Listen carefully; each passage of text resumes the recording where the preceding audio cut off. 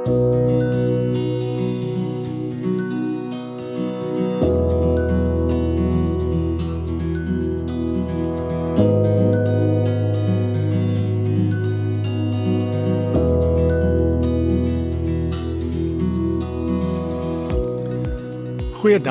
dit is vir my so groot voorreg om uit die woord uit saam met julle te kuier vandag.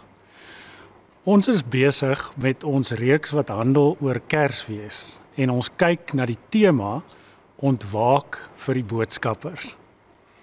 In die kerkgeskiedenis is die seisoen van Advent, die 4 Sondae voor Kersdag, waarin ons harte voorberei vir Kersdag. Dit is ook in die kerktradisie die begin van die kerkjaar en ook ons nuwe jaar. As volgelinge van Jesus leef ons met 'n ander kalender en begin elke jaar opnuut met hierdie seisoen, die seisoen van Advent, waarin ons onthou, Jesus het gekom, Jesus kom daagliks na ons toe en Jesus kom weer met die wederkoms waarvan ons hom verwag. Die 4 Sondae word in hierdie tradisie gebruik om die temas van hoop, vrede, vreugde en liefde as boodskappe oor te dra.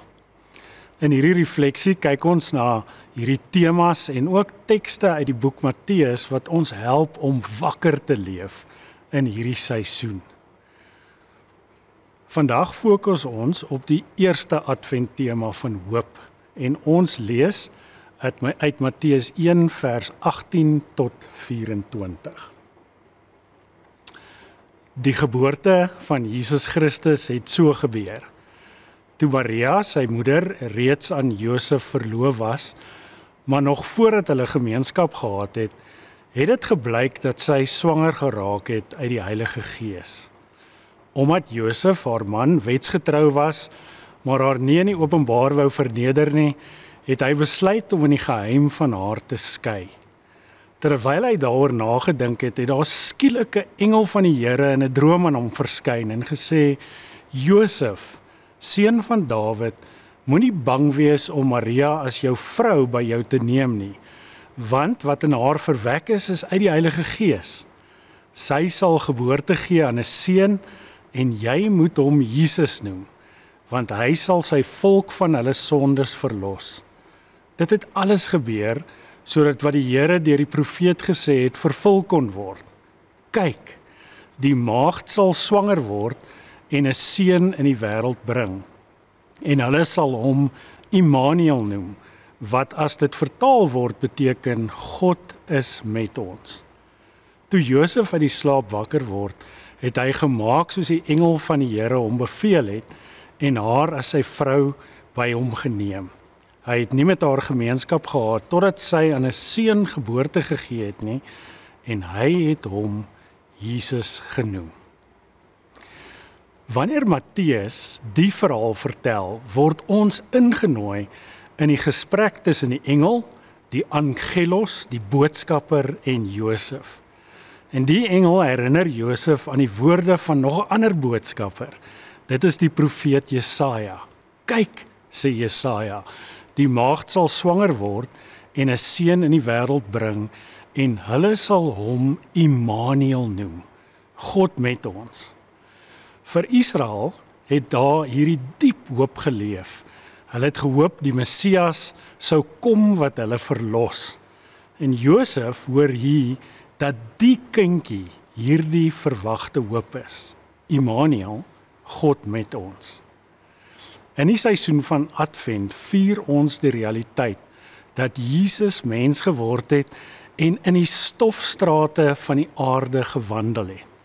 Ons onthou dat Jesus gekruisig is, gesterf het, begrawe is en op die 3de dag weer opgestaan het.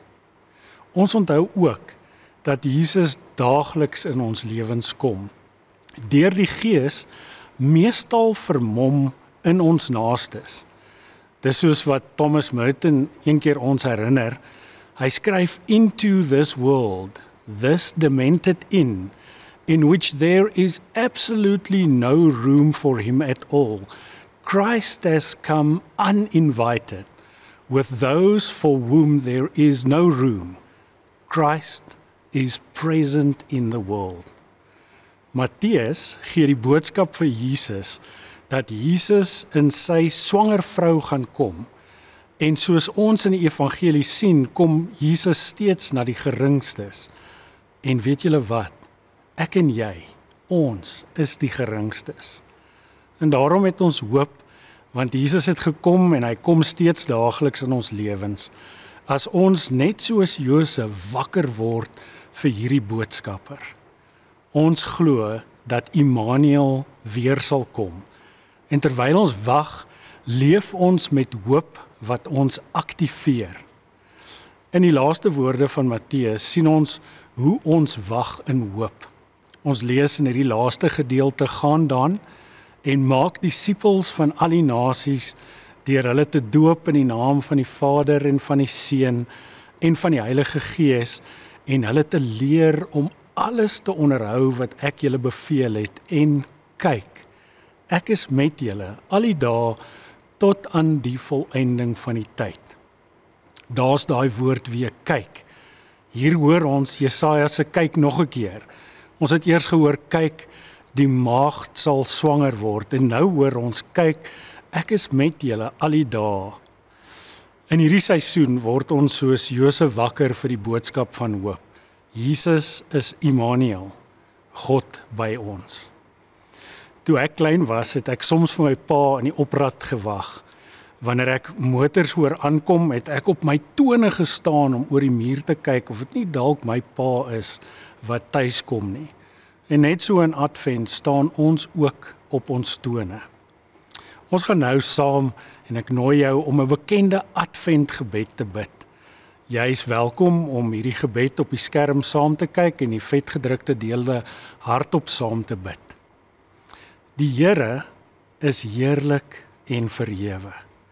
Here, laat U lig oor ons harte en lewens skyn.